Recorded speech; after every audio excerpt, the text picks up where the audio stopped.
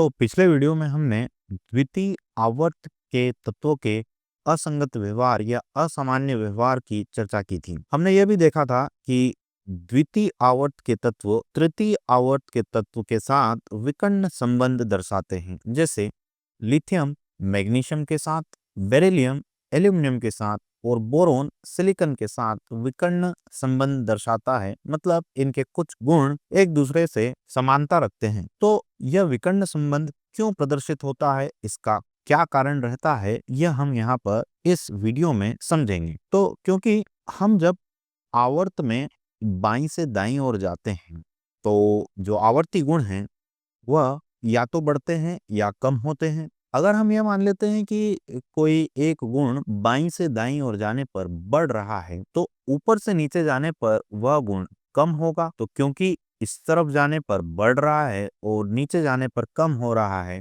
तो अगर आप बीच में कहीं पर यहाँ पर इस स्थिति पर आएंगे तो यह जो वृद्धि हो रही है और यह जो कमी हो रही है, दोनों एक दूसरे को कैंसल आउट कर देंगे और यहाँ पर आपको जो मान मिलेगा वो लगभग लगभग वही मान मिलेगा जो इस बिंदु पर रहेगा। आप इसको वेक्टर के माध्यम से भी समझ सकते हैं कि यह दो वेक्टर है आपके पास और इसका जो परिणाम आता है, रिजल्टेंट आता है, वो यहाँ पर बीच में आता है।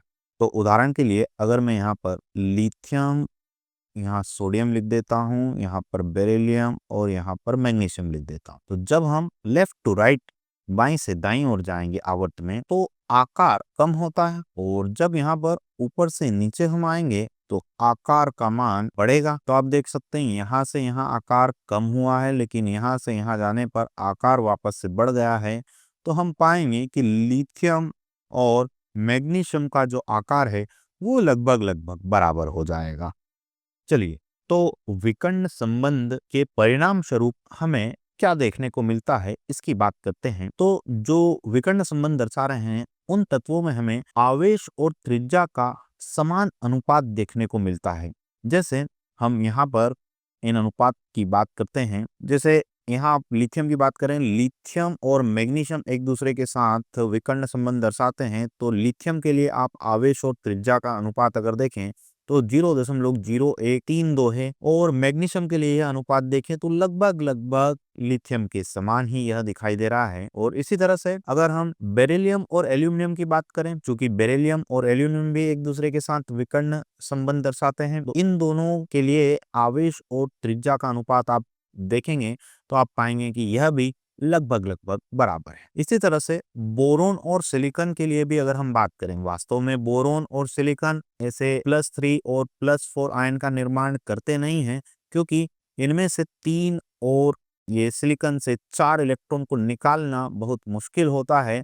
इनके लिए बहुत ही ज्यादा ऊर्जा की आवश्यकता होती है, इसलिए सामान्य रूप से बोरोन 3 पॉजिटिव और सिलिकॉन 4 पॉजिटिव आयन का निर्माण नहीं करते हैं। लेकिन अगर हम सैद्धांतिक रूप से इन आयनों के लिए आवेश और त्रिज्या के अनुपात की बात करें तो यह भी लगभग लगभग बराबर देखने को मिलते हैं। तो विकर्ण संबंध के परिणाम स्वरूप हमें जो तत्व हैं उनके आवेश और त्रिज्या का अनुपात लगभग लगभग समान देखने को मिलता है। अगला है, इन तत्वों की जो विद्युत ऋणात्मकता होती है वह भी समान होती है, लगभग लगभग बराबर देखने को मिलती है।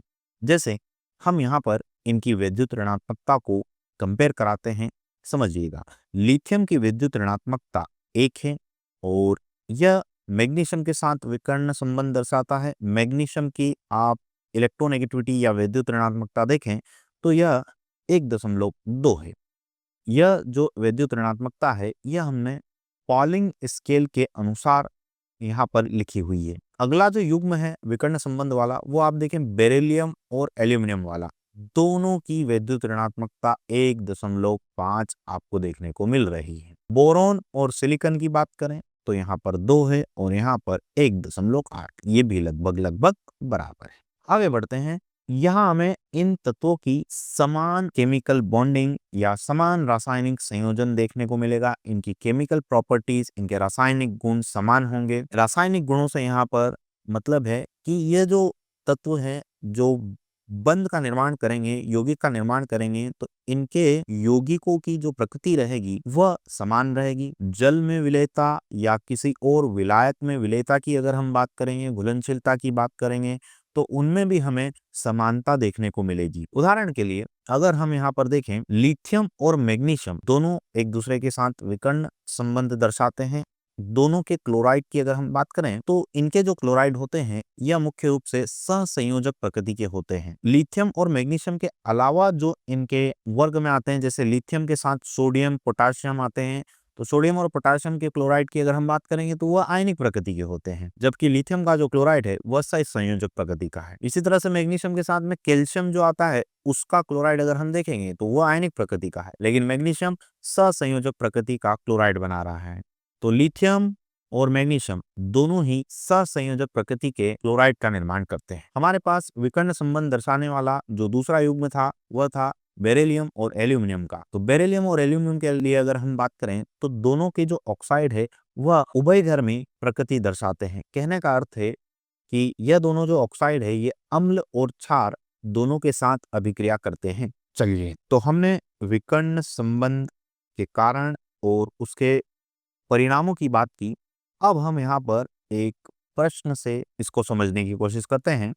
निम्नलिखित में से कौन सा युग्म विकर्ण संबंध प्रदर्शित नहीं करता है, ये आपको बताना है।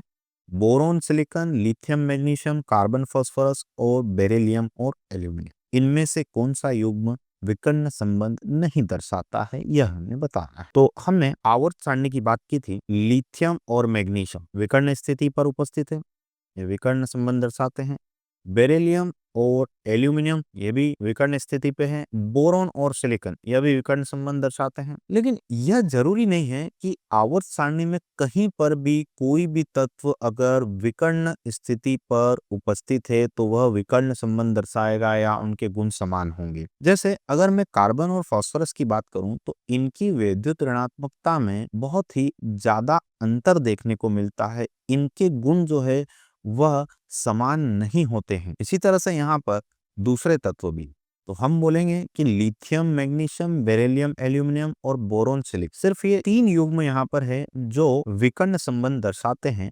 अगर हम कार्बन और फास्फोरस की बात करेंगे तो यह युग्म विकर्ण संबंध नहीं दर्शाता है। तो इस चीज को समझिएगा कि ऐसा जरूरी नहीं है कि प्रत्येक तत्व जो विकर्ण स्थिति पर उपस्थित है वो विकर्ण संबंध दर्शाएंगे। इसका जो आधारभूत कारण है वो यह है कि इन तत्वों में हम जब बाईं से दाईं ओर जाते हैं और ऊपर से नीचे जाते हैं, तो ऐसा चलने पर इनके जो गुण हैं वह लगभग लगभग समान हो जाते हैं, इसलिए हमने इसे विकर्ण संबंध का नाम दिया है। तो जरूरी चीज ये है कि इनके जो गुण हैं, जैसे विद्युत ऋणात्मकता या आवेश और त्रिज्या का अनुपात, ये सारी चीजें समान होनी चाहिए, तब हम बोलेंगे कि यह विकर्ण संबंध दर्शा रहा है। तो कार्बन और फास्फोरस वाला युग्म जो है वह विकर्ण संबंध नहीं दर्शाता है। तो इसका सही उत्तर आ जाएगा ऑप्शन सी।